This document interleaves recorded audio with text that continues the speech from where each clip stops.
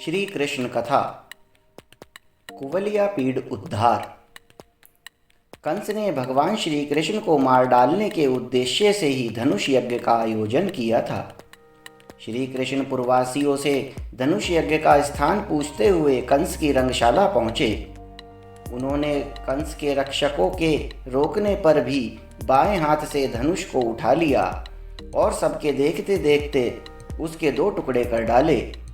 जब धनुष के रक्षकों ने श्री कृष्ण को मारने के लिए घेर लिया तो श्री कृष्ण ने धनुष के उन्हीं टुकड़ों से उन सब को यमलोक भेज दिया। जब कंस ने सुना कि श्री कृष्ण और बलराम ने धनुष तोड़ डाला तथा रक्षकों का संहार कर डाला तो वह बहुत घबराया। उसे रात में बहुत देर तक नींद नहीं आई। उसे मृत्यु सूचक बहुत सारे अपशकुन दिखाई देने लगे। उनके कारण उसे बहुत ही चिंता हो गई। चारों तरफ श्री कृष्ण बलराम के रूप में उसे अपनी मृत्यु दिखाई देने लगी। किसी तरह नाना प्रकार की आशंकाओं में उसने जागते हुए रात बिताई। दूसरे दिन कंस ने श्री कृष्ण को फिर मारने की इच्छा से मल्ल क्रीड़ा का आयोजन किया। राज कर्मचारियों ने रंगभूमि को भली भांति सजाया। तुरही, भेरी आदि बाजे बजने लगे।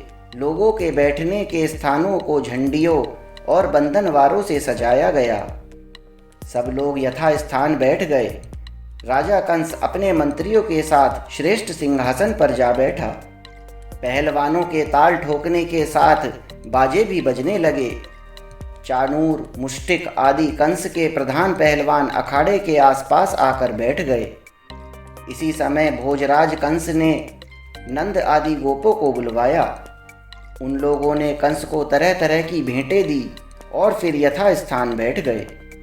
भगवान श्री कृष्ण ने रंगभूमि के दरवाजे पर पहुंचकर देखा कि वहां कुवलिया पीड़ नामक हाथी खड़ा है। उन्होंने अपनी कमर कस ली और महावतों को ललकारा। महावत, ओ महावत, हम दोनों को रास्ता दे दे, नहीं तो मैं हाथी के साथ तुझे भी यमराज के घर पहुंचा दूंगा। भगवान श्री कृष्ण के धमकाने पर महावत तिलमिला उठा। उसे तो श्री कृष्ण को मार डालने का आदेश था ही। उसने अंकुश की मार से कुवलिया पीड़ को क्रोधित कर श्री कृष्ण की ओर बढ़ाया। कुवलिया पीड़ ने श्री कृष्ण को झपटकर अपनी सूंड में लपेट लिया। श्री कृष्ण उसे जोर से एक घूंसा जमाकर उसके पैरों के बीच जा छिपे। उसके बाद वे उस बलवान हाथी की पूंछ पकड़कर उसे 100 हाथ तक घसीट कर लाए। सबके देखते देखते भगवान श्री कृष्ण ने एक हाथ से कुवलिया पीड़ की सूंड पकड़कर उसे धरती पर पटक दिया।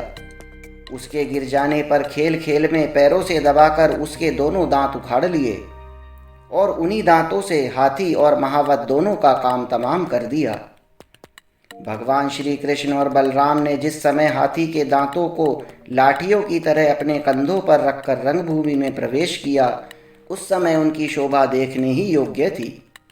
जब कंस ने देखा कि इन दोनों ने कुवलिया पीड़ को मार डाला, तब उसकी समझ में यह बात आ गई कि इनको जीतना बड़ा कठिन है। उस समय वह और भी घबरा गया। रंगभूमि में चारों तरफ श्री कृष्ण बलराम की ही चर्चा होने लगी। दोस्तों, यदि कथा पसंद आई हो तो इसे लाइक करें तथा हमारे चैनल को सब्सक्राइब करें ताकि आने वाली कथाओं का आनंद आप सभी ले सकें। धन्यवाद।